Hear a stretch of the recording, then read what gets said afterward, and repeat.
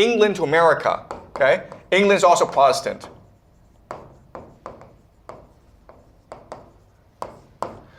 The Protestant Reformation is going to change to the Enlightenment. The Enlightenment is, there may be a God, but God doesn't really interfere in the universe. God lets us do whatever we want. Okay, so it's up to us to create our own world. So now that God has left, what happens is you need something to replace the God, right? This becomes money, okay? Money as God.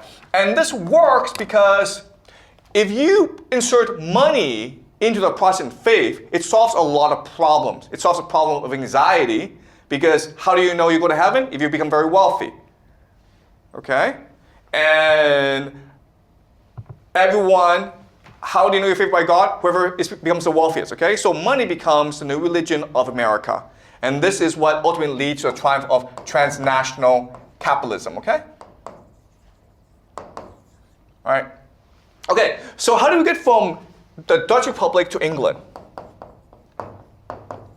Okay, the answer is very simple. The problem is that the Dutch Republic, it is on the continent of Europe. Therefore, it's very easy to invade. Now you have a problem, like how do you keep your money safe from invaders, okay? Because they have a lot of gold. And so what they will do is they will take this money, and in 1688, they will transfer most of this money to England, okay?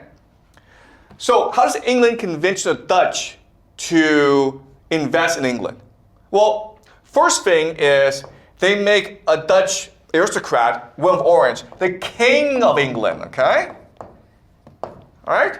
1688, England invites Willem of Orange to become the king of England. That's number one. Number two is the Bank of England is set up in 1694. What makes the Bank of England special is that it is a private bank that is guaranteed by Parliament.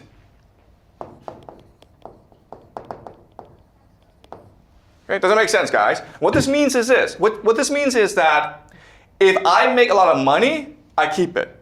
But if I lose my money, the people will ensure that I get it back. Okay? Now what's going to happen is the Bank of England will lend money to England to fight wars. Remember, the Bank of England, what it is, it's transnational capital.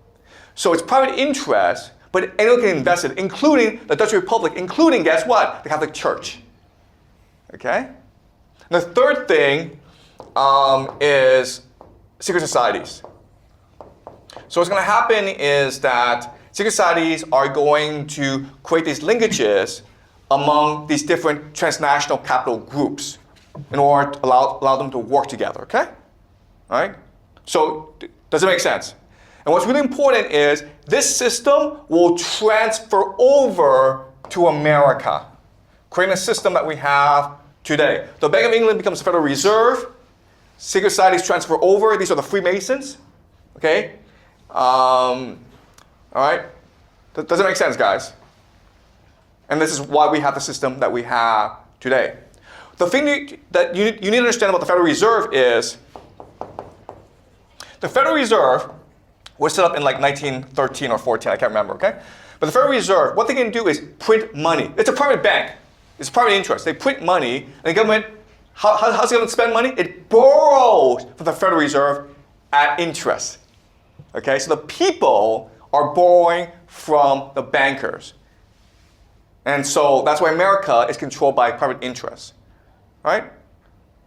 Clear?